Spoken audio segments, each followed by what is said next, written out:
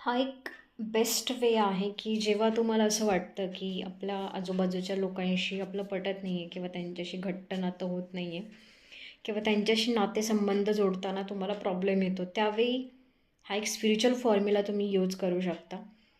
त्या लोकांशी बोलताना ओरली बोलण्यापेक्षा तुमच्या बाय सोल बोला. ट्राय करा, की तुम्ही सोल थ्रू तुम्ही तुमच्या आत्म्याने त्यांच्याशी बोलताय. तुमच्यामधले जे निगेटिव्ह पॉईंट्स आहेत ते तुम्ही आत्म्याने काढू शकता किंवा इमॅजिन करू शकता, की आमच्यामधले निगेटिव्ह पॉईंट्स किंवा आम्ही एकमेकांबद्दल जी द्वेष भावना बाळगतो ती संपत आहे. अजून तुम्ही काय करू शकता, तर एकमेकांना माफी मागू शकता. नॉट फिजिकली किंवा असं समोरासमोर नाही, तर तुम्ही तुमच्या मेडिटेशनमध्ये, तुमच्या ध्यानामध्ये या गोष्टी करू शकता.